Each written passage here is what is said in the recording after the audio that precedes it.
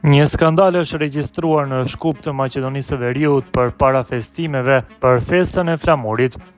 Mediat atje shkruajnë se drejtoresha e shkollës fillore Zhivko Brajkovski ka ndërprerë aktivitetet e nxënësve shqiptar për festat e nëntorit me arsyetimin se ato përfshinin veshje kombëtare të Shqipërisë. Nga dega e BDI-s në Butele akuzojnë këtë vendim si të papërshtatshëm dhe diskriminues ndaj popullit shqiptar, duke kërkuar marrjen e masave ndaj mënyrës së veprimit të drejtoreshës së kësaj shkolle. Ata gjithashtu shprehen se do të mbështesin prindërit në hapat e mëtejshëm institucional dhe publik nëse rasti nuk trajtohet siç duhet.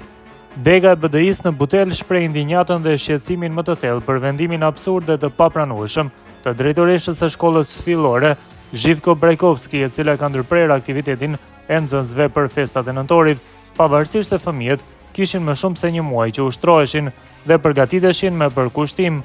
Arsyetimi i drejtoreshës, sipas të cilës aktiviteti ndalohet për shkak të veshjes kombëtare shqiptare, është skandaloz dhe diskriminues.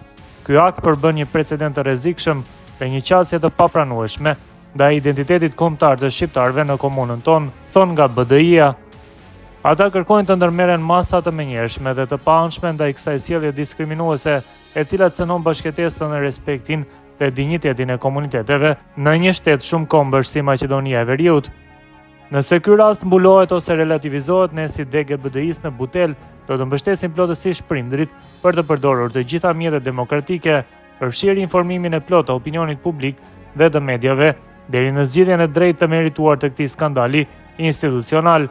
Nuk do të tolerojmë diskriminimin ndaj nxënësve shqiptar, thon nga dega e BDI-s në Butel. Kujtojmë se vitin e kaluar Inspektoriati Shtetëror Arsimor në RMV hetoi rastin e shkollës fillore 7 Marsi në fshatin Çellopek të Tetovës, ku gjatë performancat nxënësit mbanin armë plastike dhe ishin të veshur me uniforma të UÇK-s. Njëra nga mësimdhënëset që organizoi manifestimin u konstatua si përgjegjëse. Në fund të nëntorit dhe fillim të dhjetorit të vitit 2024, në Maqedoninë e Veriut ndodhen një sër ngjarjesh, të cilat çonin në përplasje dhe nxitje të urrëties ndërretnike. Nisma e ministres së arsimit Vesna Janeva për hetim nga Inspektoriati i Arsimit në këtë shkollë u konsiderua si ksenofobike nga partitë opozitare shqiptare në vend. Kjo nisëm ishte vargu i ngjarjeve që ndodhen në Maqedoninë e Veriut pas 28 nëntorit 2024, të cilat çuan në përplasje dhe nxitje të urrëties. Për ngjarjet e 28 nëntorit, ditës së flamurit, u arrestuan 18 persona, 4 prej të cilëve përfunduan në paraburgim teditor për shkak të grisjes së flamurit të Maqedonisë së Veriut dhe përfshirjes në rraje.